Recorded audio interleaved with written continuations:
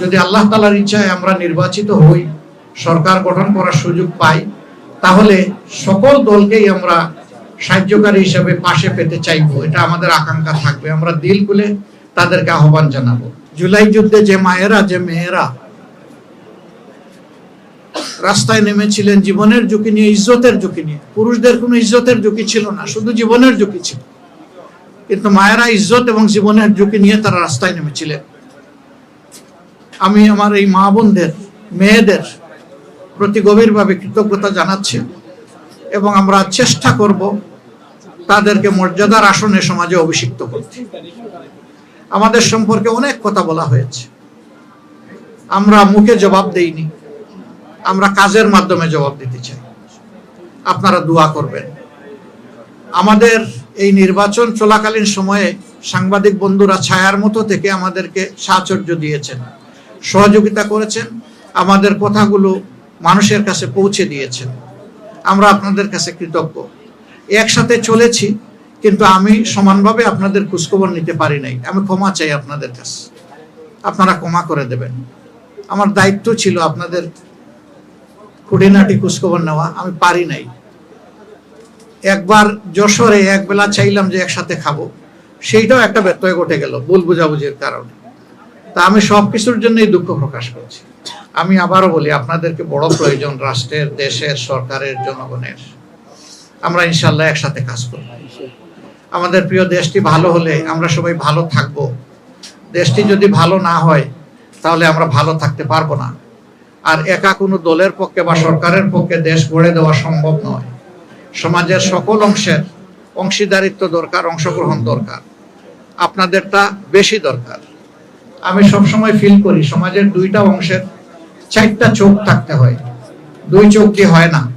একটা রাজনীতিবিদ আর একটা সংবাদ মাধ্যম, তারা চারদিক থেকে সমাজটাকে দেখবে, দুই দিক থেকে না, এক দিক থেকেও না। যখন চারদিক থেকে দেখা হবে তখন দেখার পূর্ণতা বিধান হবে, তখন আর কোনো কিছু এখান থেকে বাদ পড়বে না, সমাজটা, চিত্রটা পুরোপুরি উঠে আসবে। আমরা ইনশাআল্লাহ একসাথে কাজ করব এই দেশের জন্য। আবারও সংশ্লিষ্ট সকলের প্রতি গভীর কৃতজ্ঞতা জানাচ্ছি, বিশেষ করে দেশবাসী, পুরা জনগণের প্রতি, যে তারা আজকের নির্বাচনে যেভাবে অংশগ্রহণ করেছেন। এই নির্বাচনকে সামনে রেখে অনেক শঙ্কা, আতঙ্ক ছড়ানো হয়েছিল, কিন্তু সব কিছুর পরে নির্বাচনটা হয়ে গিয়েছে আলহামদুলিল্লাহ, এবং বড় কোনো ক্যাজুয়ালিটি হয়নি। আজকের দিনে হাতিয়ার একটা ঘটনা প্রথমে এসেছিল, পরে আমরা ফ্যাক্ট চেক করে দেখলাম এটা সঠিক নয়। হ্যাঁ, কিছু কিছু সমস্যা বিভিন্ন জায়গায় হয়েছে, এটা আপনারা জানেন, আমি বললেও জানেন, না বললেও জানেন। আমি এখন আর এগুলা উল্লেখ করার মধ্যে কোনো কল্যাণ দেখছি না, এই জন্য এগুলা উল্লেখও করতে চাই না। মানুষের সমাজ একসাথে চলতে গেলে ভুলভ্রান্তি হতেই পারে। এই আসনেও যিনি আমার প্রতিদ্বন্দ্বী ছিলেন, তিনিও আমার সহযোদ্ধা, সহযোগী ছিলেন। আমরা আজকেও দুইবার আমাদের একসাথে দেখা হয়েছে। যখন আমরা নির্বাচনী এই লড়াইয়ে অবতীর্ণ হয়েছি, জয় একজনেরই হবে, বাকিরা এটা মেনে নিবে, এটাই স্বাভাবিক।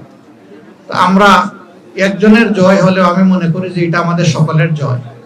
এবং যারা এই নির্বাচনে অংশগ্রহণ করেছেন, অন্তত এই আসনের ভালো মন্দ বিষয়ে আমি যদি নির্বাচিত হই আল্লাহ তাআলার ইচ্ছায়, তাহলে আমি তাদের সকলকে সাথে নিয়েই কাজ করবো ইনশাআল্লাহ। তাদের পরামর্শ নিব, তাদের সহযোগিতা নিব।